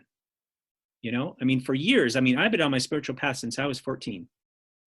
And I would read about, all these ancient wisdoms and these ideas that like, oh, there's going to be, the second coming, right, of like Christ consciousness, and there's going to be this awakening that happens, or, a quickening, as Art Bell talked about. All these different kind of people were saying the same thing, Hopi prophecies, wherever.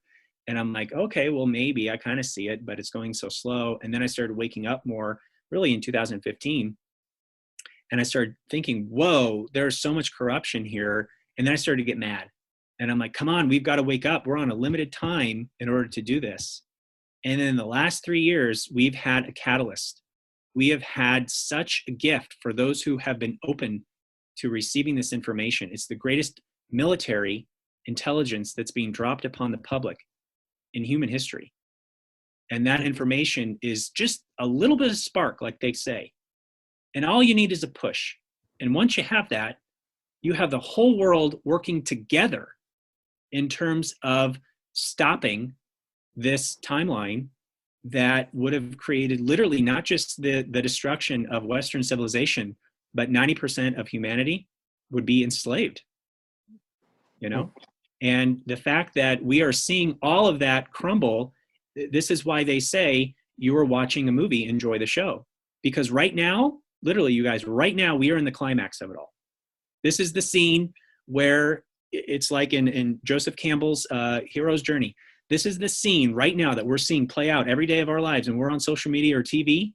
We are seeing the enemy, whatever the enemy is in the movie, thinking they are at the most powerful point in their plan. And what's happening is right as they're about to hit that final blow toward the protagonist, that all of a sudden the rug gets pulled out from underneath them, and then they fall in the cavernous pit and die. That is what's happening right now. And so it's so exciting for us on the cutting edge to have that information and to help out our fellow people around us to stay in fear. There's nothing to worry about. This is all going to roll out. You have to, as the phrase is, trust this plan. Because this isn't just a military plan. This isn't just, some sort of like presidential plan. This is God's plan. This is God wins. That's right. In the end, who wins? God wins. And They never. God wins, we win. And it's kind of funny you mentioned that, because they always talk about Revelation and their final battle and all these other things. And it's funny is the Bible and other religious texts, they talk about this great battle between the light and the darkness. And what are we seeing right now? We're seeing this great battle between the light and the darkness. We're seeing we're seeing this this manifestation of pure evil. And if you go down rabbit holes about this pure evil, you'll realize how evil and horrible and just, I don't even think there are actual words to describe how horrible the atrocities that they will be willing to commit and have committed and will commit. And anyways, versus the light, this good, this right, this justice, this idea that everything will be done in accordance to a divine plan. And that even though there is evil there, they will not be able to succeed with their plans, because at the end of the day, what's going to happen is that they will become the hubris. They will basically fall to their own hubris. They'll be so fulfilled with that ego, that I will finally get you. I am going to defeat you. That at the very end, what's going to happen is that the one thing that they never thought was going to happen will happen. Yep. They're manifesting their destiny. Well, also with all of us that have been waking up, that are realizing our missions and what we've been doing, and not just that, but fortifying what we're doing through our energy work. Holy cow. Just personally as a grid worker myself, and I've worked on each one of you guys doing that, different like entity removals and portal closings. I've done exorcisms. I mean, the list is insane what we're seeing on the astral. But at the same time, even though all of that stuff is just coming out and hitting us like crazy right now, we're the dog catchers out there getting that stuff. And so we've got our ground troops, we've got our etheric troops. All of us have something that we can do. A lot of times I'm not as caught up. Like you guys on the geopolitical fascinate the crap out of me, because my studies and my research happens to be I meditate most of my day. I work about 8-9 hours a day as a caregiver. And then in the morning, I'm up about 3 to 4 in the morning. I meditate 2 to 3 hours. And then I exercise and I go to work and I work with people. I talk with people, and I come home and I'll do maybe a video or two, or I'll do Facebook Lives or whatever. But then I go and I meditate. And so not everyone has time to do those kind of things. It is a serious practice. But, for those that need that help, like Dr. Bloom was talking about, people are going to start coming to us for that hope. Like Soo, she's an amazing meme goddess. She makes us laugh. She is an amazing person for bringing all of us together with these fun groups that we do. We have game nights that we're bringing communities together. We're educating, we're loving people. Dr. Bloom, with your amazing abilities as a psychologist, helping people. Alex, holy cow, your studies. And is it okay to talk about your politics over there in New Jersey that you've been invited to? It's I didn't get invited to it. I just kind of fell into it, and then I realized how much of I don't know what the word would be, how much of a tangled web there that has been weaved. Right. Mm-hmm. But the opportunity for a light worker, a spiritual person like you, as young as you are, stepping up to that platform, going into politics. Each one of us on this call have totally different things that we do, yet we unify with things that are very similar.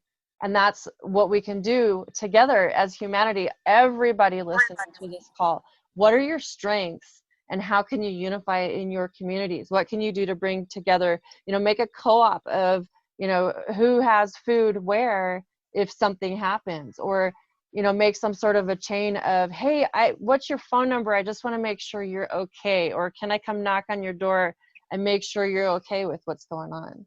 Community. We can all do something. Yep, you got it. I have 2 words in closing. The first word is passion. That all of us have our individual strengths, like you were saying, but we can all stumble into the things that we are most interested in. For me, it's like a calling, It's like, why do people go into the priesthood or pursue different vocational careers?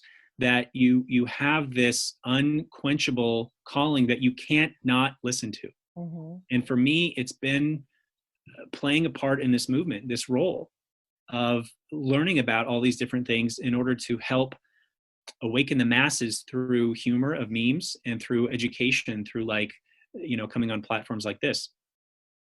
So that's one of my passions. But the point here is everyone needs to find their own passions. And maybe it's not geopolitical, and that's fine. Maybe they hate Trump and they voted for Biden. That's fine. This discussion is not about left versus right, Trump versus Biden. This is about kind of literally, we are being at the precipice. When you do your own research and you really do your research, you will see that we are literally at the precipice of everything falling over the edge. And that we, in the final few seconds of the game, were able to score that 3-pointer that had us win. And so And that's all of what's us has, yeah. yeah. And all of And us so, has a job. Yeah. exactly. And so, you know, passions doesn't have to be from a career standpoint. Passions can be, you know, like with Sue, you know, of like making memes and expressing, you know, wonderful humor and bringing people together through community. You know, it could be Spielman in terms of like his knowledge base of politics is extremely impressive, I must say. And Oh, thank you. yeah, and to see someone at like your age kind of getting involved gives me so much hope for the future, that we have the younger folks, the millennials like AOCs and whatnot, but we also have a new wave of like Republicans coming in and people of the next generation that are going to carry the gauntlet of what it means to be American and to protect the Constitution, which is the golden thread of what this country is founded on, and protect our freedoms. And to know that that has been reignited these past 4 years gives me so much hope for the future with momentum that's going to be passed onward. So again, the takeaway here is passion, especially as we move toward, like from a spiritual perspective, like as we enter into 5D or New Earth or whatever phrase you want to put in there, you know, that part of that is going to be, we're going to have more time and energy and intention to be placed on our passions, because those are seeds that are implanted inside of us, that are given to us by the Creator. And I feel as though it's our obligation, I will use that word, for us as part of the meaning of life to get in touch with what those seeds are and intentionally water those. So that's the first word here, is passion. Everyone can find their passion and pursue that. And if your passion is different from other people, it doesn't matter. You don't have to feel as though you have to go along with the herd. Even if it's in your free time, even if it's a half hour a week, do something to water those seeds of passion. The other word is vibration. In my opinion, this is the most important thing that all of us need to pay attention to, both from a personal perspective as well as a collective perspective. And this, once again, is like, I'm not trying to promote myself, but like where the work comes in, because when you understand how to master your psychology, then you are, by definition, also mastering your vibration. And that is at the crux of everything, because if you really want to get into understanding metaphysics and how you can co-create a reality that you want to live, you have to understand vibration. That everything that you put out, you are casting energetic seeds, and they are boomeranging back to you in the form of life events, of physical things in your 3D reality. And so what are you manifesting? And you know what you're going to manifest based on your current circumstances of what's going on around you, as well as what your emotion is. Your emotion is your vibrational meter that lets you know. It's like an inner GPS device. And so the more that you know how to master your emotions, and behind emotion is thought, and then you use that in order to better course correct with your behavior, then you have those three areas that are lined up. And once those are lined up, watch out, baby, because you are unstoppable. So that's your personal vibration. But we're moving beyond kind of like, how do I say this? Like metaphysics 101, I suppose, of like things like The Secret, you know, and law of attraction stuff of like, well, I want to manifest parking spots and, you know, the pearl necklace and, you know, the sports car or the house or whatever. There's nothing wrong with that. There's no judgment there, but you're playing in the shallow waters of what it means to manifest. And especially now as we're kind of seeing the need to kind of contribute, you know, and many of us are feeling called to like be a part of community, whether that's on the right or the left or having nothing to do with politics whatsoever, that there is a call that you're seeing from all angles in terms of rising up and moving beyond this kind of shallow mindset of me and my four and no more, and like contributing to a greater whole. And so now when you map that idea of community on with vibration on top of it, you see that collectively we are rising up. This is the awakening process.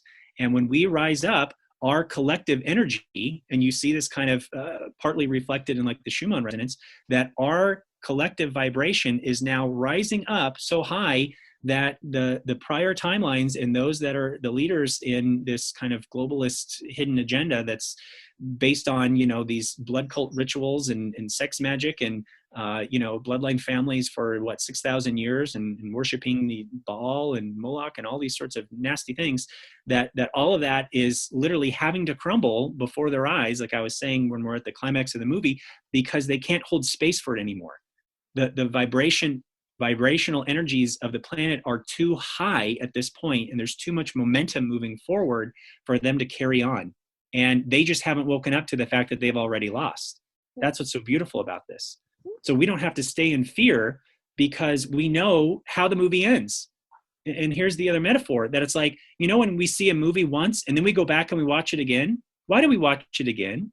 Is it because we don't know what happens? No, we know the end of the movie, but we like how the movie is unfolding, you see, or with reading a book or whatever. So that's what's happening here. We know how the movie ends, and we are playing a part in that, but we're still watching it unfold. And so all of us can kind of regress back into like our 3D mindsets and come back into that place of fear. But this is why it's so important to do our own work, to stay connected with a spiritual practice, with whatever that means for you, because you don't stay as stuck or stifled with that low vibrational energy. You're able to mute that and alchemize that to move back into the highest expression of what it means to be you, you know, in your own life. So those and the number one way to do that is to be in service of others, be more loving and be more in service to others, you know, and it doesn't matter what that job is. It can be, you know, and size of a job is irrelevant. People stand there and said, well, the big job, President of the United States, little job, okay, I'm a memer. And I bring community together. Yeah, I'm a mom, you know, and, you know, it's just that, but then that's just relevant. That's just a way of thinking when they stand and say the big job or a small job. How can you put a measurement to these things? You know, and so that's the thing that you should see as your job, is all jobs are important. It's the same thing. How many parts is there to a car? How many parts is there to an iPhone? And, you know, every little part has a job to make the whole work. So there really is no such thing as this job is more important than the other, because if you didn't have this little wire in an iPhone, for example, then the phone's not going to work. You know, if you didn't have this little sprocket, you know, to, you know, keep the car held together, it's not going to stay hold together for very long, and it'll fall apart. You know, as they say, it takes 35,000 volts to put a car together, and only one nut to scatter it all over the road. So, you know, everything has its importance. So, so everybody has, you know, a job, but the number one thing to keep in mind is to always have service for others, to be there, not have it, what's in it for me attitude. Because the minute you do that, then you close yourself and you limit yourself to only what's surrounding you in this little circle that you drew around yourself, and that's it. So if you want to expand, you have to stop saying what's in it for me and what can I do for you. And because when we do that, and here's why that's important, then we wake up to our true nature, which is that you and I are not separate. That's the illusion of the ego. When I give to you, I really am giving to me, because you are just an extension of me. And so this is why, you know, people who volunteer, for example, they call it the volunteer high, that they get endorphins, but there's also longitudinal research that shows that they live longer, you know, and that they have higher happiness and life satisfaction levels. And this is what we used to have. You know, we are rolling back, but in a new way, what's the word I'm looking for? The values that we had, like, for example, after World War II, you know? The community connection. It's like a link in a chain. Meeting with your neighbors, having community gardens, you know, all of those sorts of things. The attitude where it takes a village to raise a child versus you minding your own business and just to look after your own kid or look after, you know, there's that's actually a kind of a deep phrase, mind your own business. Because back then we minded everybody's business, you know, we looked after each other, and that we kind of gotten away from that. So it's good to see that we're slowly coming back to that, and the community is supposed to look after each other. Yeah, that's right. And you're seeing this is one of the spiritual blessings in disguise of COVID, that people are, and I see it every day with my clients, that people are getting in touch with their value system, with what's truly important to them, and why they were living so stressed out and strained and drained lives, because they weren't living in alignment with their values. And once COVID has forced them to stay home, I can't tell you how many clients are now saying, wow, my life is actually better in some ass backwards, ironic way. that I'm realizing, wow, I didn't spend as much time with my kids. Wow, I didn't take time to go on a walk or just enjoy the simple little things in life, you know? And the more that we can get out of the matrix and kind of slow the rat race down enough to get back in touch with kind of who we are and having a different pace. I mean, who would have thought that a year ago, 9 months ago, 10 months ago, that the entire world will go on lockdown, that you could riot and you could go and buy weed, but you can't sing or go to church, you know, that you can go into a business, but you have to wear a face diaper, you know, or all these sorts of different things. And you would have been called a conspiracy theorist, but now we see that coming to fold. But hidden underneath that is kind of a reattunement for humanity. And this is what's so exciting in terms of the next steps, because now we all have something in common. We all have something of a trauma that we have gone through, as is kind of like several generations ago did with the Great Depression here in the country. That now we have like a global Great Depression that, again, back to like history books, that this collective trauma is something that all of us will rise up out of like a phoenix out of the ashes in order to move forward with penning the next chapter for what it means to live on planet Earth. I think, and if I may, I'm going to do the closing in twos like you did, Doctor. Go for it. Which is, I find it actually really happy. I'm actually really happy you brought up France and we brought up globalism. And I think it's also kind of opportune because it was said by President Emmanuel Macron on Armistice Day. And people who are not familiar with Armistice Day is November 11th. We have Veterans Day here where we recognize those who have served our country and we remember them for their ultimate sacrifice, and those who have survived and are able to tell the tale. But Armistice Day has to do with that trauma, like you were saying, has to do with what happened on the 11th day of the 11th month at the 11th hour at the end of World War I. And so what Emmanuel Macron Which is said, not by accident, by the way, that time was chosen. But go ahead.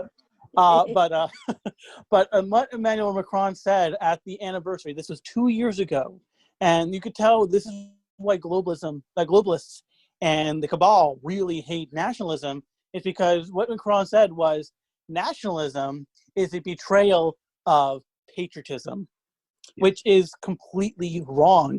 National patriotism is what brings nationalism in its place.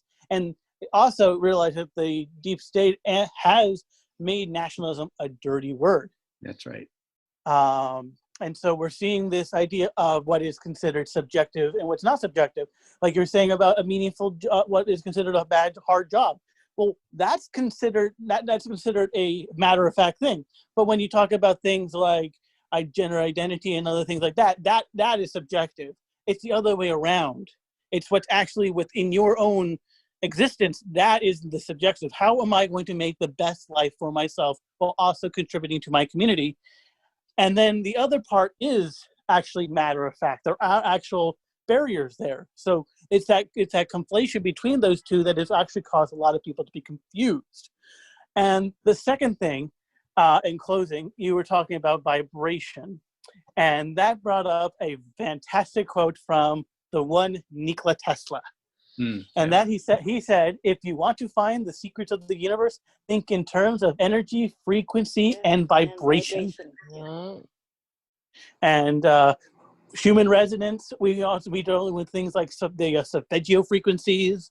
You have all these other things out there which are considered pseudoscience or considered quackery. And that was because they were taking control of the institutions that now, like the educational system and the medical systems and stuff like that. They intentionally created a form where they could manipulate things. They wanted you to know what they wanted you to know, not what actually was there.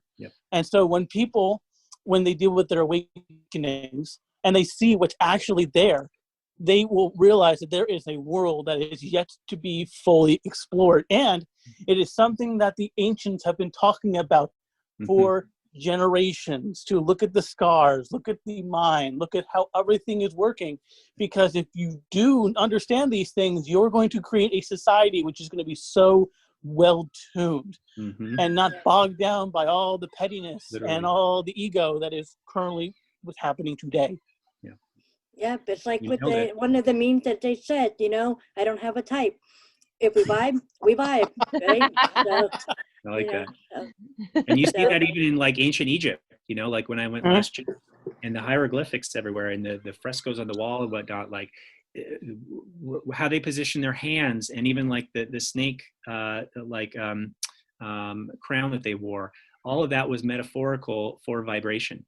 That these ancients knew this to such a degree, but they hid their teachings in the form of like the original meme, if you will. You know? Hieroglyphs. Yeah, that's right. Yeah, the old emojis. There you go. When we were hanging out in Egypt, we were all memeing back then, right? Yeah. Memeing back then, we were doing emojis back then. We just kind of go around in a full circle. So for anyone listening that wants to go to Egypt, I'm going to be hosting a tour this next spring. So I'll plug that. This will be awesome. There's no space. One last thing I also wanted to bring up when it came to that conflation and changing of things is the idea of the serpent. Because if you look at all these other places in the world, they have a serpent in it, and you can do things like the caduceus in the medical field, or you have the kundalini, or you could even deities like in I think it's ancient the Aztec culture. You have Quetzalcoatl or the Chinese dragons. You know, they're all symbols of wisdom, knowledge, learning, and health. And the way the deep state has caused it, they said these are evil, horrible, wicked things you shall never deal with, because they don't want you to realize your true potential. Very true. And that's all I got. No, this has been an awesome discussion. I'm grateful you guys came together. I think it's a lot of important things that many of us have been attempting to get out there. A lot of us have been shadow banned. No fun. To get a hold of everybody. So for Sue, she, of course, the meme goddess, digital warrior, she's changed her email from the last video that we did with her. So burpbubbles333, and I'll have that below at gmail.com. I love this girl, man. She's got the best stuff. Thank you. And then for Alex Spielman, me more on your geopolitical stuff, you can find Alex on Facebook just under his name, Alex Spielman, and I'll have that below as well. And then on Twitter at Czar Alexi. And then he's also got his website, Contemptible Thoughts. Is that correct? Is that a website or a blog? That It's a Facebook page, and it actually I did it when I was very asleep. And while you're going to see within this, it's a page is all just an archive, and you're going to see my gradual tradition from being a very strong justice warrior type of person into the way I am now, and you're going to see that slow progression over a case of 4 years. So anybody, it can happen to anybody. So well, and that you kept that archive, that's awesome. And you're on YouTube now too, aren't you? Yes, actually, so I will do Facebook Lives. Sometimes I do about once or twice a week. Usually it's Sundays and Tuesdays around 7 o'clock, 8 o'clock Eastern. And the ones I feel are the most impactful and meaningful, at least to me, and through public interaction, I will actually, save the file for that, and I will bring it onto YouTube, and then I also have it on Bitchute.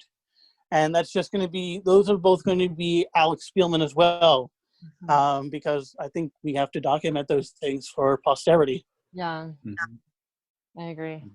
Awesome. Thank you for doing that. And make sure, let me add one more plug in here for those listening too, that like there's a strong chatter going around that social media could go down at some point, either temporarily or permanently. So whether we're talking about Facebook, Twitter, YouTube, or even like Google, make sure that you're archiving your things offline, because there's no guarantee that those platforms are going to stay around forever. Right. Mhm. Right, yes, very, very good wisdom. Thank you, Dr. Bloom. And of course, you've got your classes that are coming up, which I'm really excited for, and Egypt, which is really Yeah. awesome. Egypt's going to be amazing. Yes. I talked to my guide, and Egypt has already opened up. Oh my God, So we're good to go. that's exciting. That is so Oh, exciting. What was that? Doctor, They gotta Doctor, polish the say tips of those pyramids and get them ready. I know, right? Yeah. So right. dralexbloom.com and on YouTube, Dr. Alex Bloom. And you've also got a Bitchute that you've recently opened up as well. Yeah, well, I've got kind of a couple different things. So I have, my kind of normal when I'm wearing like my psychologist or like my spiritual side hat. And that's just, Dr. Alex Bloom or Alex Bloom. I think on YouTube it's just Alex Bloom and then my degree, PSYD. But you'll see it if you just type in my name. And then I also have I guess you could say like a truther channel on Bitchute and on YouTube, and that's kind of mirrored. And that's Alexicus Bloomicus. Go there. Videos on like investing in silver and I don't know, just other kind of random thoughts. So Awesome. And I love your research as well. You guys, holy cow, have just expanded my world. It's been an awesome adventure working with you guys, getting to know you guys, and part of the meme warrior group that we've been enjoying. To get a hold of me, my information is below. And if any of you guys are seeking a reading, whether it's psionically, tarot-wise, I also do psionic work. Like I said, I worked with these other three guys. Come on over. I take different attachments off of you through etheric surgery. It goes deep. So feel free to get a hold of me on the information below. For those viewers or listeners with C4OC Radio Network and Revelation Radio 2 Network, just get a hold of Denny Ray Stelly or Captain Stevo. Thank you so much, guys, for listening to Heart Mind Expressions, and we'll see you guys next time. Love ya. Take care. bye. Thank you.